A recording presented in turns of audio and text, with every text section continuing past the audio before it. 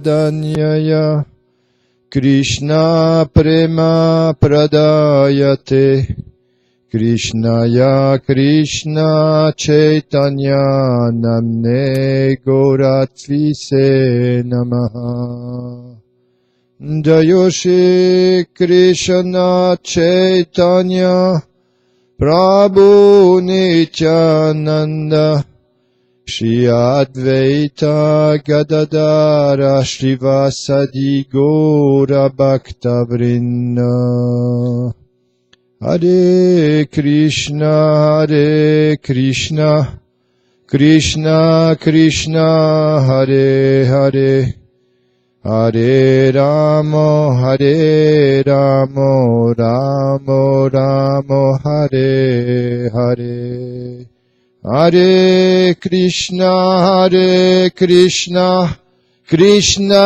Krishna Hare Hare Hare Rama Rama Hare Hare Vansha kalpatarubhyascha kripa sindubhya evacha patitanam pavanebhyo vaishnavebhyo namo namaha.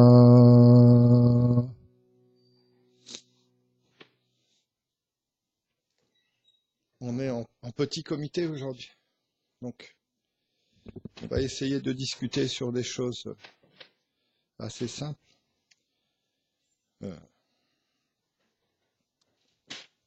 Je voudrais partager quand même quelque chose avec vous. Quelque chose qui me préoccupe vraiment beaucoup et dont parle énormément Gurudev en ce moment. C'est justement cette possibilité que l'on a de s'absorber, vous savez, à travers le bhajan.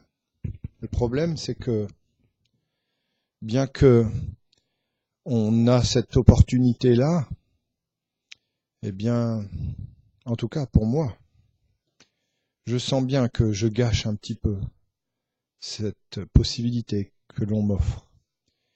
Mais le fait de gâcher cette opportunité, petit à petit, au contact de gens qui, eux, ne la gâchent pas, en fait, une souffrance naît dans le cœur. Une grande souffrance. Et cette souffrance, elle est reflétée à travers le cœur des dévots qui sont là devant nous. Parce que vous savez, les relations entre les dévots sont pas toujours très faciles. Pourquoi elles sont pas faciles? Parce que mon cœur n'est pas pur, à moi. Donc, quand ça se reflète comme ça, eh bien, ça appuie sur cette souffrance. Et on pourrait croire que cette lamentation est dure, négative. Hein? Mais en réalité, elle nous amène à plonger de plus en plus, à accepter de plus en plus. Cette souffrance est une délivrance, en fait. Elle nous permet d'accepter de plus en plus, un peu plus chaque jour, le doux service de dévotion. Srila Bhaktivinoda Thakur disait cette chose-là, que je vous ai peut-être déjà dit, mais on va le redire. Karma chetani nirvedai krita. Il disait, le détachement naît de la prise de conscience que les actes intéressés entraînent la souffrance.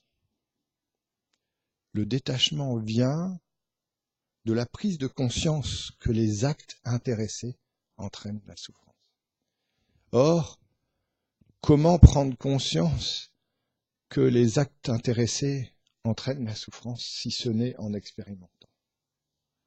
Donc vous avez devant vous une personne qui expérimente ça au quotidien, qui expérimente cette faiblesse et cette souffrance, et qui essaye tant bien que mal, malgré cette grande difficulté, de prendre refuge dans ce doux Seigneur. Comme dirait Gurudev, or, pour pouvoir prendre refuge dans ce doux Seigneur, vous savez, on ne peut pas faire ça directement. On le fait à travers différentes choses, mais on le fait principalement à travers le cœur d'un sadhu. Alors c'est quoi le cœur d'un sadhu? Ben, c'est le cœur de quelqu'un qui, lui, a expérimenté cette connexion avec Krishna, qu'il expérimente chaque seconde. Ne vous trompez pas.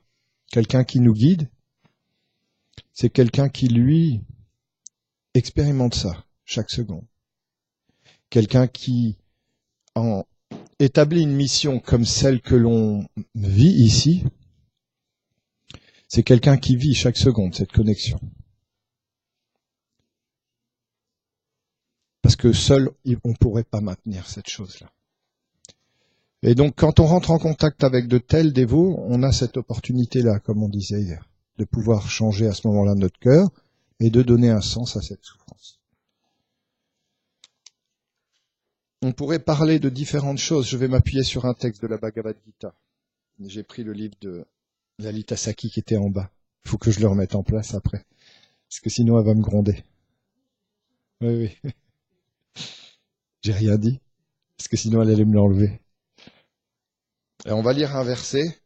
Et on va lire en même temps les commentaires. Et vous allez voir, ces commentaires vont amener à des réflexions et des notes que j'ai prises. Et on va essayer de discuter de ça ensemble. Des choses qui sont basiques, mais vraiment très importantes. En même temps, pas si basiques que ça. En même temps, qui ont une grande importance. Alors, c'est le verset 55 du chapitre 18. On connaît ce verset. Je vais vous le chanter en sanskrit, vous allez voir, vous allez le reconnaître. Bhaktyama mabhijanati yavam yaschasmi tadvata tatomam tadvato gyadva vichate tadanantaram. C'est seulement par la dévotion qu'une personne peut connaître la vérité de mes gloires et de ma forme. Elle entre alors à travers cette vérité dans mes divertissements éternels par la puissance de la pure dévotion. On va commencer à lire le commentaire et on va essayer de s'appuyer sur deux choses que j'ai prises. Je m'excuse, je vais tourner mon livre.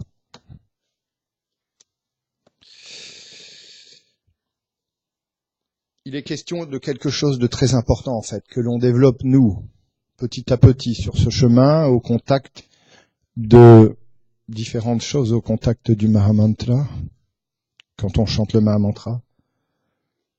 Surtout au contact du maître spirituel, parce que le Mahamantra, en fait, il prend sa puissance, véritablement, sa force, quand on est relié à une filiation spirituelle. C'est marqué comme ça dans la Bhagavad Gita et dans les Védas. Et au contact de cette connaissance qui nous est amenée, donc, à travers des personnes qui ont vécu cette chose-là. Moi, ce que je fais, c'est un échange avec vous. Je ne donne pas de leçons. Vous comprenez ? Certaines personnes peuvent penser que des fois, quand on parle comme ça, on donne des leçons. Mais en fait, en réalité, on ne donne pas de leçons. En tout cas, dans ma position, on ne donne pas de leçons. On apprend et on essaye, tant bien que mal, à travers cet apprentissage et ce don, de s'éduquer soi-même. Et vous allez voir à quel point c'est important. Comme il a été précédemment expliqué, Shri Krishna est le Seigneur suprême, celui qui est l'origine et la cause de toutes les causes. Il est celui qui donne le fruit de tous les êtres. Le fruit à tous les êtres, pardon. Et sans dévotion, rien ne peut être obtenu. Aussi, toutes les voies acceptent-elles une sorte de dévotion pour atteindre la connaissance de l'absolu. Toutes les voies acceptent une sorte de dévotion pour atteindre la connaissance de l'absolu. C'est pourquoi Srila Vishwanath Chakravarti Thakur explique que la dévotion est la fonction de la connaissance. Or, seule une portion de la dévotion qui est en fonction de l'énergie de plaisir du Seigneur entre dans la connaissance afin de rendre son succès possible. Ainsi, elle permet à tous les spiritualistes qui empruntent les voies du karma, du gyan et du yoga d'atteindre le succès propre à ces voies. Ce qui implique, que sans accepter la dévotion, ces pratiques ne seraient qu'un dur labeur et n'apporteraient aucun fruit. Un point vraiment, vraiment intéressant et très important. Il est question de dévotion. Au contact de cette connaissance, on est amené à, en fait, éveiller petit à petit notre intelligence. Mais pas notre intelligence, l'intelligence matérielle, hein, l'intelligence qui nous permet d'évoluer dans cet espace mondain. On dit Bouddhi, l'intelligence spirituelle. Or, cette intelligence, pour l'instant, notre intelligence à nous, est absorbée dans je trouve pas mes mots. Cette intelligence, elle est absorbée à simplement capter les objets des sens qui sont là autour de nous et à simplement prendre plaisir dans ce monde-là. Et c'est cet attachement pour ces objets mondains qui empêche en fait le développement de cette intelligence spirituelle, Bouddhi.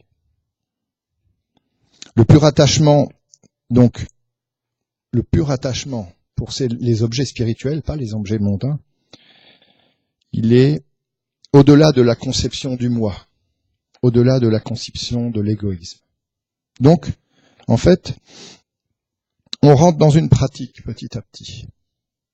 Et à travers cette pratique, on expérimente un certain nombre de choses. À travers cette pratique, on met en place ce qu'on appelle la Vaidhi Bhakti, c'est-à-dire la dévotion régulée. D'accord ? La pratique régulée. Et cette pratique régulée, petit à petit, nous amène à éveiller cette intelligence en nous. Et ce n'est que finalement, quand cette intelligence commence à s'éveiller, qu'on peut alors véritablement comprendre les différents. Il y a trois points qui sont importants. Ils disent Abhideya, Prayoja et Sambandha. Abhideya, c'est comprendre les moyens, le but et je me rappelle plus. Moyen, le but. C'est ça. La situation. Sambandha, c'est la situation. Abhideya, c'est le moyen et Prayoja, c'est le but. Mais dans ce verset de la Bhagavad Gita, ils disent une chose très importante. Ils disent, tout ça c'est bien, mais en quelque sorte, tous ceux qui sont simplement absorbés dans cette pratique-là, à travers les règles, la régulation, en fait, il dit, ça apporte beaucoup d'austérité. C'est très difficile finalement d'avancer comme ça. Donc, une chose qui est très importante de comprendre, c'est que ces pratiques, en fait, elles amènent un fruit, dans la mesure où, effectivement, cette dévotion apparaît dans notre cœur. La dévotion spontanée, petit à petit. Hein, c'est ce que dit Shri Vishwanath Chakravarti Thakur dans ce passage-là. Ainsi, elle permet à tous les spiritualistes qui empruntent les voies du karma, du gyan, du yoga d'atteindre le succès propre à ces voies, ce qui implique que sans accepter la dévotion, ces pratiques ne seraient qu'un dur labeur et n'apporteraient aucun fruit. Sans accepter la dévotion. On va continuer. Mais en vérité, la dévotion est au-delà des influences des trois mondes. Elle ne peut donc pas se manifester de la connaissance qui est un produit du mode de la vertu. Alors, en même temps, on est dans l'étude de cette connaissance merveilleuse, et pour pouvoir accéder à cette perception, à cette connaissance, Shri Vishwanath Chakravarti Thakur fait une allusion. Il dit, on rentre dans le mode de la vertu. Vous avez déjà entendu cette chose-là. On suit des règles. Il dit. Et cette régulation des sens nous amène à petit rentrer dans la vertu. Enfin, en tout cas, on essaye. Et quand on rentre dans la vertu, eh bien, on a la possibilité de rentrer en contact un petit peu plus avec cette connaissance. Mais Shri Vishwanath Chakravarti Thakur a dit, ça suffit pas. Parce que le mode de la vertu, lui, il est sous l'influence des trois modes. Gunas, les trois gunas, d'accord ? La passion, l'ignorance et la vertu. D'accord ? Cette connaissance, elle reste encore sous cette influence-là.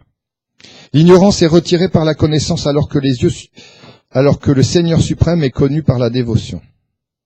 Ce qui implique qu'il y a deux sortes de connaissances. Une qui provient de la vertu matérielle et qui est de la nature de la vertu, et une autre qui vient de la dévotion et qui est la dévotion elle-même. Souvent on entend parler les Vaishnavas de parler de Vaidhi Bhakti et Raganuga Bhakti. Le Vaidhi Bhakti, donc, c'est cette dévotion régulée.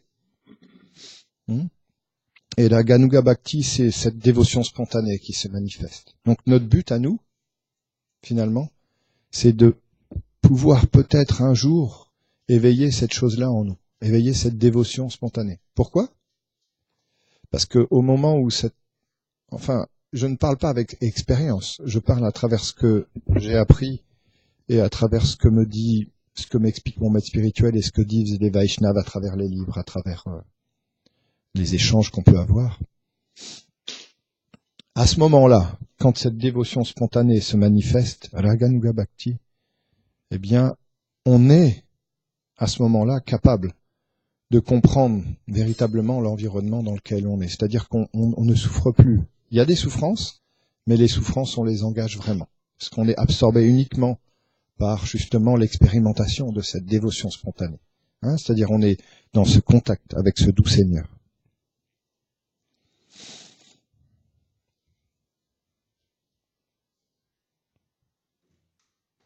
Alors je vais relire cette phrase-là. Ce qui implique qu'il y a deux sortes de connaissances. Une qui provient de la vertu matérielle et qui est de la nature de la vertu, et une autre qui vient de la dévotion et qui est la dévotion elle-même. Ceci implique qu'une personne atteint le Brahma Sayuja, la libération impersonnelle, seulement après avoir abandonné la connaissance liée à la vertu matérielle et après avoir adopté la connaissance engendrée par la dévotion. Donc celui qui a cette opportunité-là de s'abandonner de cette manière-là, il atteint au moins cette connaissance, cette libération impersonnelle. Parce qu'il accepte. Mais on sent bien qu'à travers le commentaire de Srila Vishwanath Chakravarti Thakur, on sent bien que c'est juste une introduction, que ça suffit pas. Ceci implique qu'une personne... Non, pardon, je redis la même chose. Certaines personnes qui sont dépourvues de dévotion essaient d'atteindre la libération impersonnelle, Sayuja Mukti, à travers la connaissance reliée à la vertu. Bien qu'elles soient très fières de leur connaissance, malheureusement, elles deviennent en détresse et sont condamnées à rester dans ce monde.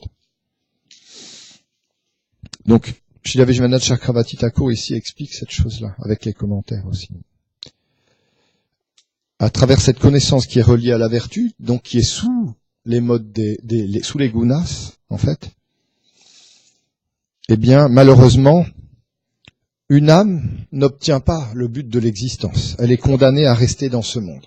On ne peut pas obtenir le but de l'existence à travers cette réalisation impersonnelle. On ne se libère pas des modes, on ne se libère pas de ce monde. On est attaché irrémédiablement à ce monde. D'autres acceptent la connaissance reliée à la vertu mélangée à la dévotion, en pensant que la libération ne peut être atteinte uniquement par la connaissance sans dévotion. Ces personnes pensent que l'existence personnelle du Seigneur suprême ne peut être que matérielle et temporaire, que son corps est un produit des trois modes. Même si de telles personnes pensent avoir atteint la plateforme du yoga, c'est-à-dire l'être d'union avec l'absolu, en vérité, elles pensent de façon erronée qu'elles sont libérées. En réalité, elles sont déchues, comme il est mentionné dans le Srimad Bhagavatam. Alors je vais vous lire le passage. Selon leurs gunas respectifs, les influences matérielles donc, les 4 ashrams ainsi que les 4 varnas trouvèrent leur origine séparément de la bouche, des bras, des cuisses et des pieds de la forme universelle du Seigneur suprême. Ce qui manque de respect envers ce bénéficiaire suprême né de lui-même, le Seigneur en personne, et qui ne lui offre pas un service, tombe de leur position. Donc ça veut dire ce que ça veut dire. Ça veut dire que, je vais vous lire jusqu'au bout quand même. Ce qui signifie que ceux qui n'accomplissent pas l'adoration de la personne suprême, ainsi que ceux qui lui manquent de respect, même en lui offrant une adoration, tombent de leur position, même s'ils sont des renonçants, des sannyasis.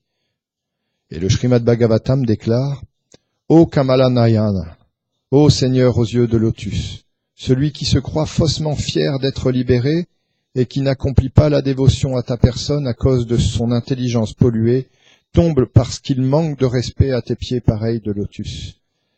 même après avoir entrepris de grandes difficultés pour atteindre la plus haute position du renoncement. Donc certaines personnes font des austérités vraiment incroyables. Vous pouvez aller voir en Inde, il y a de telles personnes, il y en a énormément, des gens qui font des austérités qui sont très très grandes, et qui en fait, parce que Vishwanath Chakravarti Thakur explique que parce que justement, ils pensent que le Seigneur suprême, à ce moment-là, il a cette forme matérielle et qui s'identifie à cette forme matérielle, et qu'eux-mêmes pensent se fondre dans cet absolu, c'est-à-dire qu'ils deviennent Dieu en quelque sorte, à cause de ça, bien qu'ils aient fait plein d'austérités, en fait, ils sont déchus de leur position et ils tombent. Donc ça ne permet pas, malgré toutes les austérités, même si on est sannyasi, dans ce cas-là, dans ce cadre-là, à ce moment-là, eh bien, on tombe de cette position.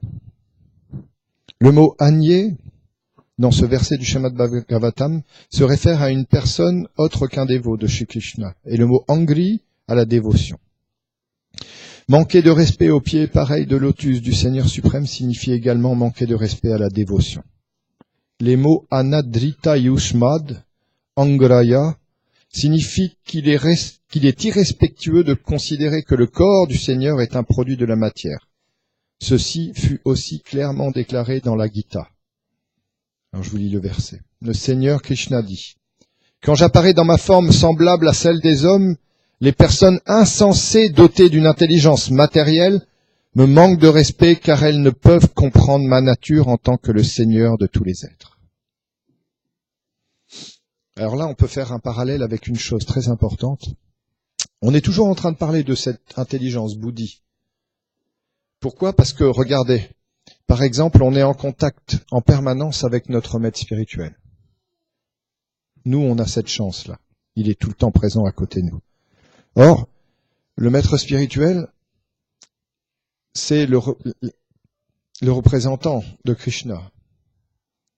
Il est le représentant transparent de Krishna, c'est-à-dire qu'en fait, il a les pleins pouvoirs de Krishna. Derrière le maître spirituel, il y a Krishna, vraiment.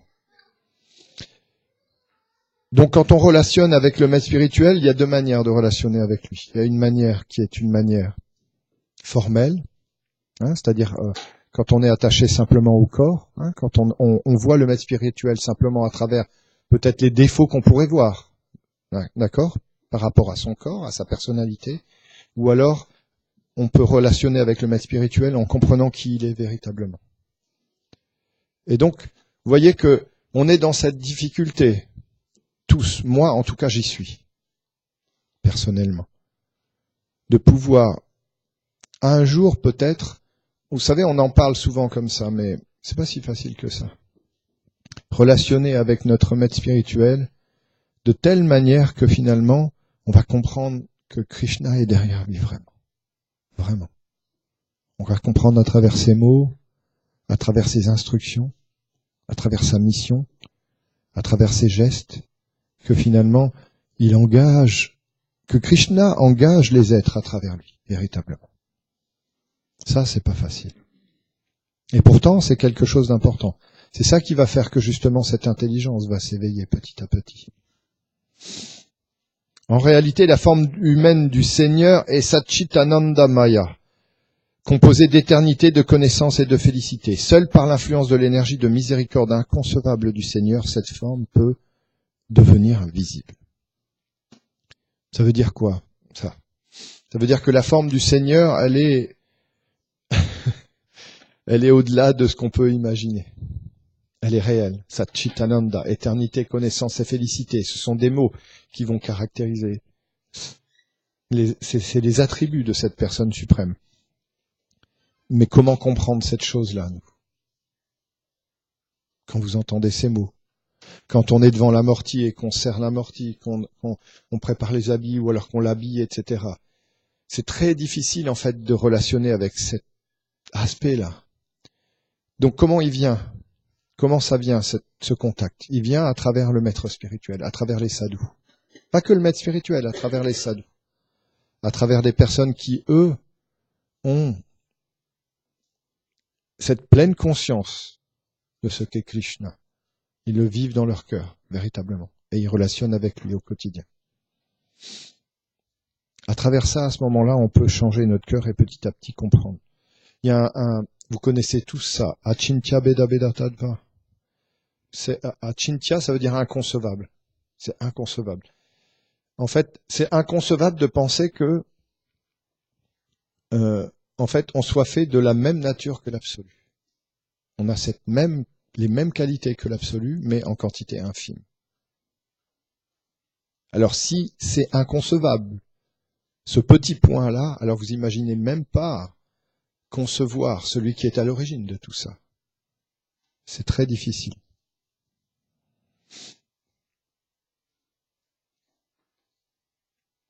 C'est pourquoi il est dit dans le Narayan Adhyatma Vachana, bien que la forme du Seigneur suprême soit toujours manifestée, elle devient visible simplement par l'influence de sa propre énergie.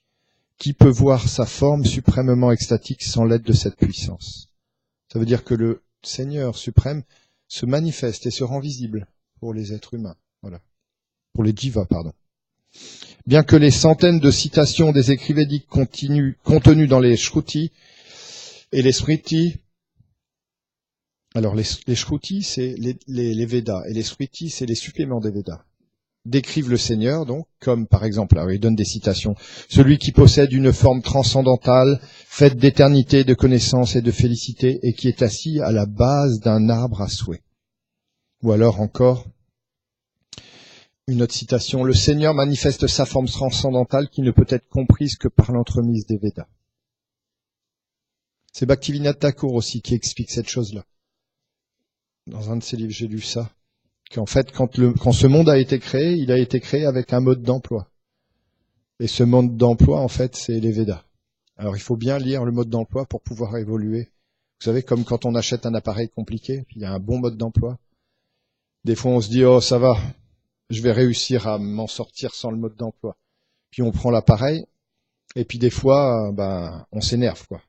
Il y a des fois même, on passerait l'appareil, ça peut être n'importe quoi, un ordinateur. Si on n'arrive pas, des fois, on le passerait par la fenêtre.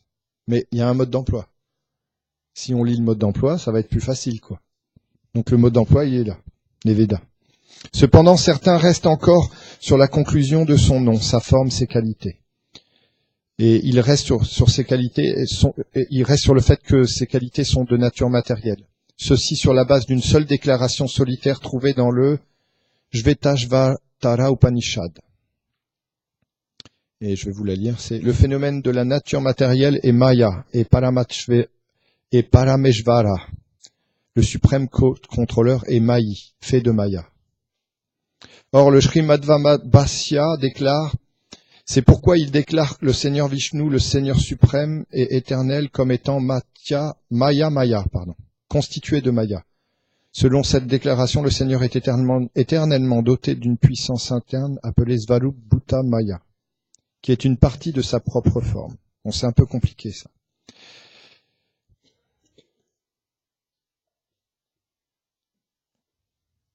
Donc, tout ça pour expliquer que cette forme du Seigneur ne se réfère pas à l'énergie matérielle composée des modes, qui n'est pas une partie de sa forme. Cependant, il n'accepte pas cette signification, donc certaines personnes restent encore. Vous voyez, toute cette intelligence-là, Buddhi, elle vient à travers, c'est ce que disait le verset au début, à travers une seule chose, c'est le fait de rentrer en contact avec cette dévotion.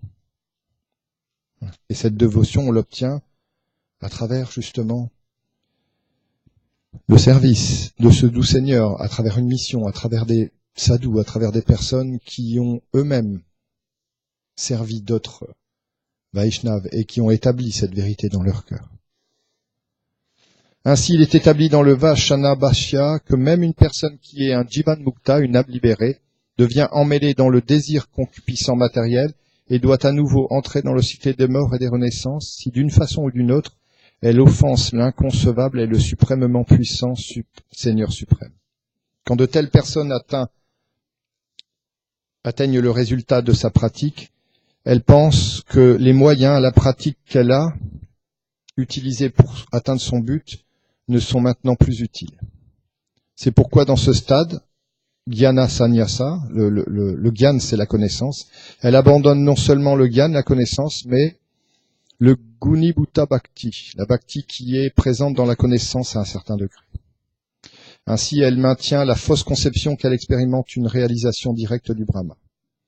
Alors c'est un peu compliqué, mais ce sont des étapes, petit à petit, qui sont décrites. Mais parce qu'elle commet des offenses envers l'aspect personnel du Seigneur, la dévotion disparaît aussi avec le savoir Gyan, et elle n'est pas capable d'atteindre à nouveau la dévotion. Donc si la dévotion disparaît, Srila Vishwanath Chakravarti Thakur explique que si la dévotion disparaît, ce qui est important pour nous de comprendre, c'est pas les aspects techniques, les points, parce que même pour moi c'est très compliqué, pardon. Mais c'est le fait que si la dévotion disparaît, à ce moment-là, on n'est plus capable de comprendre la relation avec le Seigneur. C'est ce que dit Srila Vishwanath Chakravarti Thakur. Et donc cette connaissance disparaît.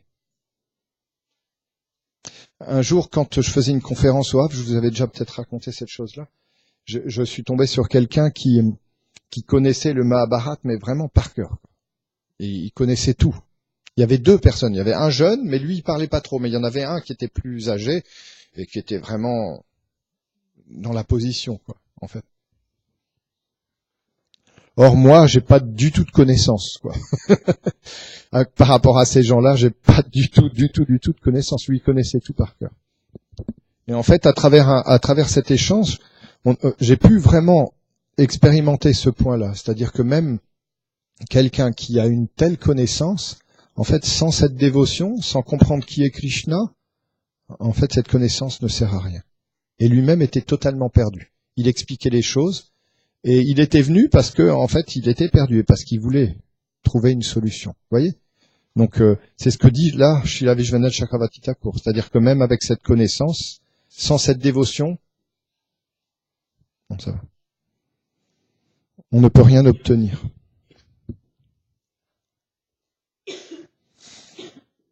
Les premiers accomplissent la dévotion avec le but d'atteindre la libération impersonnelle et de devenir un avec lui. Avec l'aide de cette dévotion, ils atteignent la réalisation directe de la suprême vérité absolue, atteignant ainsi l'unité avec lui. Ces individus sont dignes d'honneur. Dans le second groupe, il y a comme Srila Sukadev Goswami, des personnes hautement fortunées qui abandonnent le désir pour la libération et demeurent absorbées à savourer la douceur des sentiments dévotionnels par l'influence de l'association avec de purs dévots paisibles. Voilà, c'est ça qui est important. Sukadev Goswami, donc, abandonne le désir pour la libération et demeure absorbé à savourer la douceur des sentiments dévotionnels par l'influence de l'association avec de purs dévots. De telles personnes doivent être le plus hautement honorées, comme il est dit dans le Srimad Bhagavatam. Les qualités de Shri Hari sont si merveilleuses que même les grands sages qui trouvent pleinement satisfaction dans le soi, qui ont complètement tranché le nœud de l'ignorance, sont attirés par sa puissance attractive. De là, ils accomplissent un service dévotionnel complètement désintéressé pour Shri Krishna, qui accomplit des faits merveilleux. Vous comprenez? C'est-à-dire que quelqu'un qui a atteint cette libération impersonnelle et qui est digne de respect, comme il vient de l'expliquer chez la Vishwanath Chakravarti Thakur, eh bien, quand il rentre en contact avec de telles personnes, alors seulement, ça aussi dans le Jaiva Dharma, ils expliquent bien ce point-là, alors seulement ils obtiennent le but de l'existence qui est de rentrer dans ce service de ce doux Seigneur. Et ils l'obtiennent comment? À travers l'exemple d'Od Vaishnav. C'est la porte d'entrée. C'est ce que dit le Jaiva Dharma, c'est ce que dit le Bhagavatam, et c'est ce qu'explique ce verset aussi. La porte d'entrée, bien que de telles personnes soient vraiment très honorées et la connaissance qu'ils ont est vraiment très honorable, elles ont besoin de rentrer en contact avec des personnes qui, elles, expérimentent le service personnel de cette douce personne, de ce doux Seigneur, pour pouvoir obtenir la véritable libération. Ce qui implique que même de grands sages complètement libérés comme Sukadev Goswami ont été fascinés par les qualités de Shri Krishna. En réalité, le Seigneur Krishna est l'ultime demeure des doux sentiments spirituels par sa propre force. Il provoque l'oubli de tout autre bonheur. Quand on est absorbé véritablement, quand cette dévotion Écoutez bien, c'est important parce que ça, c'est ce que nous apprend Srila Vishwanath Chakravarti Thakur. Quand cette dévotion se manifeste véritablement dans le cœur, alors tout autre bonheur disparaît. Vous savez, on entend souvent les dévots aînés, notre maître spirituel et d'autres qui viennent ici, des sadhus, et nous parlent de ce point-là. Quand véritablement cette dévotion apparaît, tous les autres bonheurs de ce monde disparaissent. Ça rejoint un petit peu ce que je disais tout à l'heure avec Srila Bhaktivinoda Thakur, par rapport au renoncement. Comprendre que le renoncement, c'est réaliser le fait que derrière toutes ces actions matérielles, il y a la souffrance. Ça rejoint un petit peu. Mais d'une manière positive, c'est-à-dire que celui qui véritablement éveille cette dévotion, à ce moment-là, il n'y a plus de bonheur matériel qui peut l'attirer. Alors qu'est-ce qu'on peut comprendre à travers ça? Moi, en tout cas, ce que je comprends personnellement par rapport à moi, ce que je comprends, c'est que c'est pas facile. Cette chose-là n'est pas facile, il faut du temps. Il me faut du temps pour réveiller cette chose-là en moi. Mais j'ai compris que ça, c'était important. Peu importe les problèmes qu'il y a dans ce monde, les critiques, les regards, peu importe. Ça n'a plus aucune importance. Plus aucune importance. On peut dire ce qu'on veut. Ce qui est important, c'est d'un jour pouvoir comprendre à quel point le regard que l'on a dans ce monde est faussé. À quel point on est attiré par des choses futiles. À quel point on se trompe en regardant les autres et en voyant simplement des défauts. À quel point on se trompe. Et je vous parle en connaissance de cause, parce que je sais que moi, il y a aussi cette chose-là dans mon cœur. À quel point on se trompe. Et cette chose-là, on peut l'obtenir que quand, à un moment donné, cette dévotion apparaît dans le cœur. Donc vous voyez, Gurudev, souvent, il dit en ce moment, en tout cas, il insiste beaucoup ces derniers temps, sur ce point-là. L'importance du chant. L'importance de s'associer avec des personnes, d'écouter les lilas de Krishna à travers des personnes, la bouche de personnes qui ont obtenu cette libération dans le cœur, qui ont ce goût-là. Parce que quand on rentre en contact avec de telles personnes, alors ce goût nous est distillé. Je me rappelle juste une petite histoire. Je voudrais vous remémorer cette chose-là. Un jour, Srila Bhaktinandan Maharaj était venu ici. Et c'était il y a je sais plus combien de temps, 1 an ou 2, j'en sais rien. Et à un moment donné, il est rentré et il pleurait. Et dans ses pleurs, en fait, à un moment donné, il s'est excusé. Il a dit « Oh, pardonnez-moi ». Et il a parlé d'une manière sincère et profonde de ce sentiment de séparation qu'il avait avec Krishna. Et il en a parlé à travers le chant notamment. Et à ce moment-là, il y a eu un échange profond entre Srila Bhaktinandan Maharaj et Gurudev.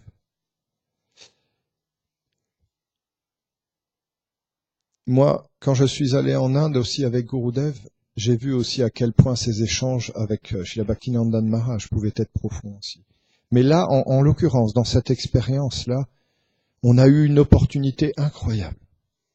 Parce qu'un Vaishnava s'est permis devant nous d'exprimer ce goût qu'il avait.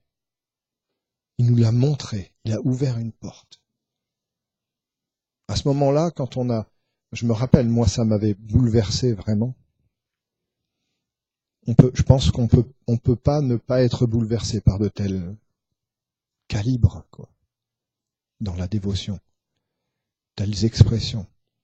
Et ça m'avait tellement bouleversé, effectivement, que je pleurais et je me disais, oh Seigneur, on a une opportunité incroyable. Je me disais ça. Un tel sentiment qui était partagé avec nous. Donc, je vais vous relire ça. Ce qui implique que même de grands sages complètement libérés comme Srila Shukadev Goswami ont été fascinés par les qualités de Shri Krishna En réalité, le Seigneur Krishna est l'ultime demeure de doux sentiments spirituels par sa propre force. Il provoque l'oubli de tout autre bonheur. Grâce à ça, grâce au contact de tels Vaishnavas, de tels sentiments, peut-être qu'un jour, j'aurai moi l'opportunité d'oublier véritablement tout ce qui me retient dans ce monde. Tous ces faux semblants, tous ces faux bonheurs, toutes ces fausses aspirations que j'ai, tous ces désirs de position, toutes ces illusions qu'il y a à l'intérieur de moi. Et peut-être qu'à ce moment-là, je pourrais m'absorber dans quelque chose d'authentique. Ouais. Ainsi, l'être devient captivé, envoûté par ses qualités extraordinaires, comme son opulence, sa douceur et sa miséricorde qui sont purement spirituelles et absolues, qui sont en nombre illimité, qui débordent de félicité spirituelle et qui sont parfaites et complètes. De plus, Shri Krishna est tellement magnanime que son affection pour ses dévots fait qu'il se donne à eux. C'est ça qui est important de comprendre aussi à travers ce point-là, c'est que quand on rentre en contact avec de telles expériences, eh bien, à travers un dévot, on rentre en contact avec Krishna. Mais pas autrement. Parce que Krishna se donne à son dévot. À de tels dévots, il se donne complètement. Il se donne, vraiment. Donc finalement, si on écoute la parole de tels dévots, et si on est aspiré dans leurs sentiments, alors à ce moment-là, on a la possibilité de goûter à ces sentiments à travers donc la personne, et à rentrer en contact. Alors, d'une manière peut-être, ça se fait petit à petit, on va pas, je pense, expérimenter. En tout cas, moi, j'ai pas expérimenté des choses immenses tout de suite. Mais ce sentiment, ce goût est là quand même, il vient, il est distillé en quelque sorte dans notre cœur, et petit à petit, il éveille un intérêt de plus en plus important. Et c'est comme des poids sur une balance, vous savez. À un moment donné, les poids sont assez forts pour être au moins, alors il y a un équilibre avec ce que l'on vit dans la matière, c'est-à-dire que moi, je suis aspiré dans des désirs matériels, temporaires.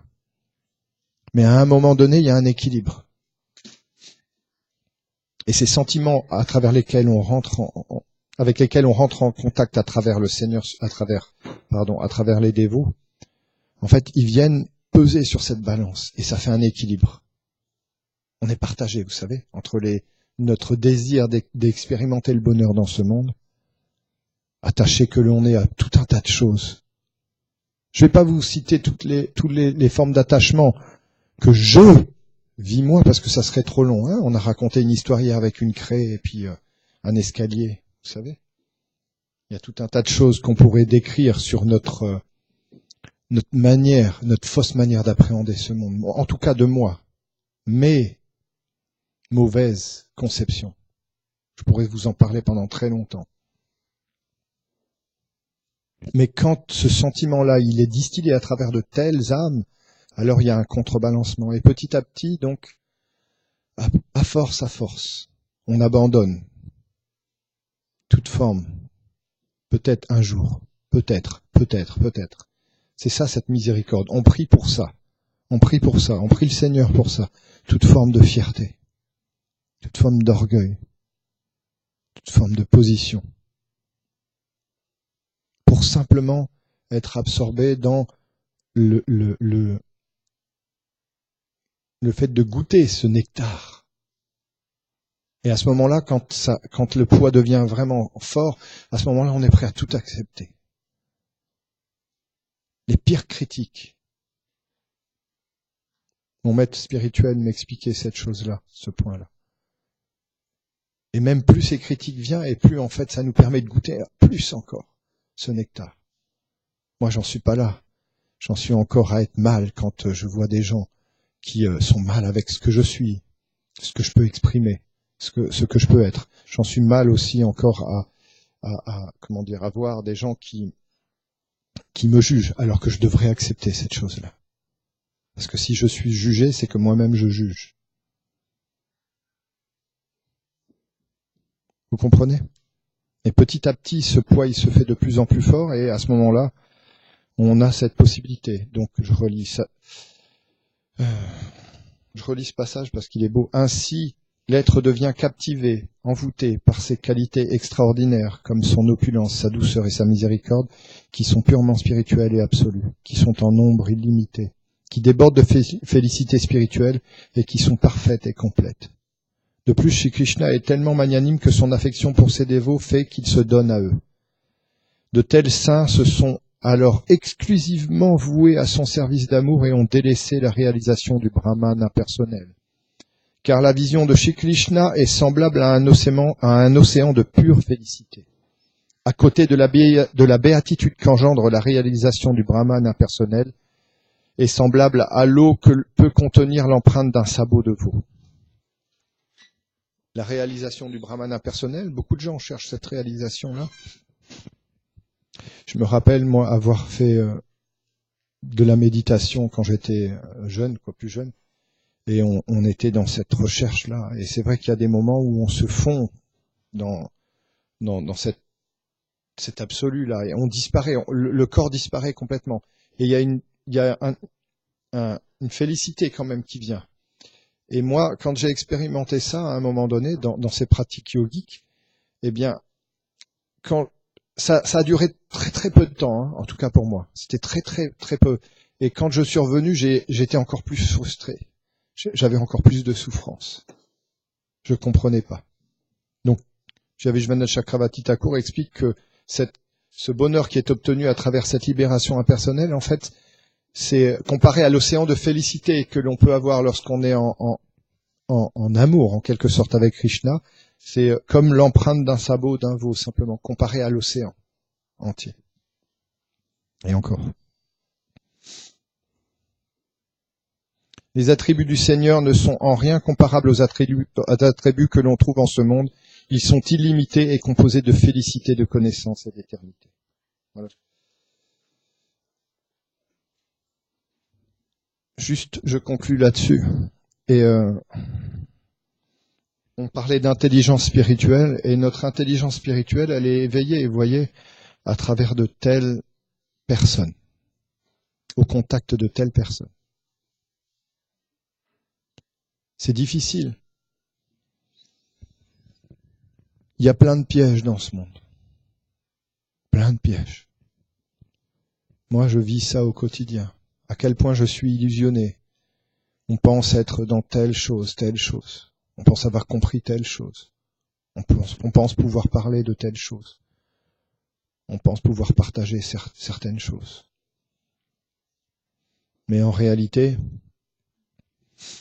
tant qu'on n'a pas expérimenté cette dévotion dont il est question, tant qu'on ne l'a pas expérimenté et qu'on ne l'a pas obtenu de la bouche d'un Vaishnava à travers les paroles d'un Vaishnava aîné, un Vaishnava qui lui-même l'a obtenu d'un autre Vaishnava, eh bien cette intelligence bouddhi, elle ne peut pas s'éveiller complètement. On est illusionné par ce monde. Mais on a un immense espoir. Je ne sais pas si vous avez compris ça en écoutant ce verset qu'on a lu. Je trouve qu'on a un immense espoir.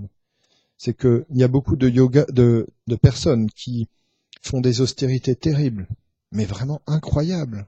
Vous ne pouvez pas imaginer pour obtenir ce service de dévotion, finalement. Et nous, on est là. On en parlait hier avec Fanny Bhushan. On est là, simplement, dans notre petite vie.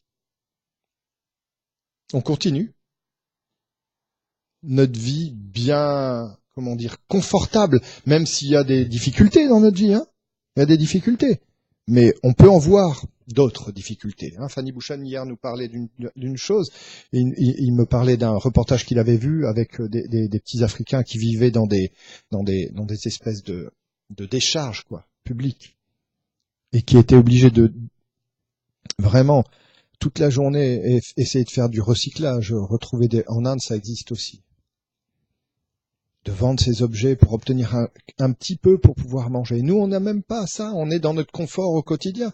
Qu'on travaille ou qu'on travaille pas, on est dans le confort dans cette société. Et malgré ça, on n'est pas dans cette austérité quand même. Enfin, moi, j'ai pas le sentiment d'y être.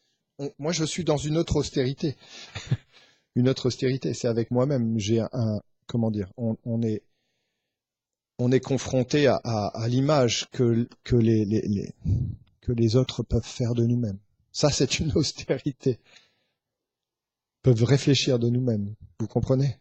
Ça, c'est une sacrée austérité. Mais sinon, on est dans une situation extraordinaire, en fait. Parce qu'on peut rester dans cette situation-là et quand même servir directement Krishna. C'est ce que disait Fanny Bhushan hier. Alors, vous allez dire, on répète toujours la même chose. Et en plus, hier, il était question de Srila Narottam Das Thakur. Gurudev a parlé de Narottam Das Thakur. Il était question de lui. Je dis ça parce qu'on en a parlé tout à l'heure. Il y a Guillaume qui posait cette question. Donc, on a cette opportunité-là d'engager notre réalité de cette manière-là, aussi simplement que ça. Aussi simplement. Et la seule chose que je m'évertue de faire, c'est de m'accrocher au petit bonheur que cette vie me donne encore. Au lieu de plonger vraiment là-dedans. Au lieu de servir. Malgré ça, malgré cette mauvaise tendance qu'il y a dans mon cœur, j'ai cette opportunité-là. Vous vous rendez compte de la situation incroyable dans laquelle on est. À ce moment-là, Bouddhi, l'intelligence peut s'éveiller quand on est en contact avec de tels sadhus, l'intelligence spirituelle. Et à ce moment-là, peut-être qu'on pourra, je vous le souhaite tous, vraiment, rentrer dans cette dévotion spontanée. Moi, j'aspire à ça. C'est quelque chose qui m'inspire et qui m'aspire de plus en plus. Pourquoi? Parce que justement, que nous apporte, bien qu'on soit dans une bonne situation quand même, nous, hein, on est quand même dans une situation qui est pas mal, on vit quand même des souffrances qui sont assez terribles, à vrai dire. Ça vient nous assaillir au quotidien. On essaie de se construire un petit havre de paix pour être bien, et puis ces souffrances reviennent sans cesse, sans cesse. Donc, même si on est dans une bonne situation, cette souffrance-là est nécessaire. Et grâce à elle, peut-être qu'on obtiendra cette possibilité un jour de tout lâcher, vous savez, et de rentrer dans cette dévotion spontanée. Mais ça ne se fera que, comme le disent les grands Vaishnavas. Moi, je ne peux que répéter ce que me dit mon maître spirituel et ce que disent les Vaishnavas. Ça ne pourra se faire qu'à travers le service de telles personnes. Et c'est ce que confirme la Bhagavad Gita. C'est ce que confirme le Bhagavatam. C'est ce qu'a fait Srila Bhaktivinoda Thakur à un moment donné de sa vie. Pourtant, c'était un grihasta. Hein. À un moment donné de sa vie. Tiens, on a chanté des chants de Bhaktivinoda Thakur et de Narottam Das Thakur tout à l'heure. Et il y a cette lamentation, ce désir de rentrer dans cette dévotion. Enfin, eux, ils y sont. Mais ils nous montrent cet exemple, vous savez. Il faut éveiller ce désir de rentrer dans cette dévotion spontanée. Voilà, donc juste une petite prière par rapport à ça. S'il vous plaît, je sais que j'ai plein de défauts, que j'ai plein de choses qui sont mauvaises à l'intérieur de moi. Et je m'en excuse. Mais ne vous attachez pas à ça. Ça, c'est pas ce que je suis vraiment. Ce que je suis vraiment, c'est celui qui aspire. Et je pense qu'on est tous ça. Celui qui aspire à cette paix, à ce service d'amour. Celui qui aspire à cela. Et j'ai du mal à comprendre encore à quel point il faut rentrer dans ce service auprès notamment d'un maître spirituel pour obtenir ce fruit-là, cette dévotion spontanée. C'est ce qu'il y a de plus important dans notre vie, cette dévotion. C'est pas voir les défauts chez les autres ou voir les défauts en nous. On doit s'accrocher. Je connais aussi des gens qui sont qualifiés vraiment pour ne voir que des défauts à l'intérieur d'eux-mêmes aussi, qui sont toujours en train de se lamenter. On n'est pas fait pour ça, ni pour voir chez les défauts, ni pour voir les défauts chez les autres, ni pour les voir en nous. On est fait pour goûter à ce sentiment d'amour-là, rentrer dans cette dévotion spontanée. Haribol. Simplement ça, on est fait pour expérimenter ça. Alors s'il vous plaît, pardonnez-moi si je suis le reflet de cette chose-là pour vous, dans votre vie, mais je ne suis pas cette personne-là que vous voyez. J'ai un seul désir, c'est celui-ci, c'est de pouvoir un jour aspirer à devenir le serviteur du serviteur du serviteur. Et je pense qu'on partage tous ce désir, qu'on est tous dans le même bateau. Quand on écoute, par exemple, Fanny Bouchon, samedi après samedi, quand il parle, on voit qu'il y a cet immense désir dans son cœur qui se manifeste et qu'il le répète sans cesse. Et il demande sans cesse la miséricorde des Vaishnavas pour pouvoir l'obtenir. Ça, c'est ce que nous sommes véritablement, c'est la vérité. Pas le reste, pas les tatouages, pas les défauts, pas la fierté, pas l'orgueil, pas tout ça. On n'est pas ça. On est juste ces aspirants-là. Voilà, merci.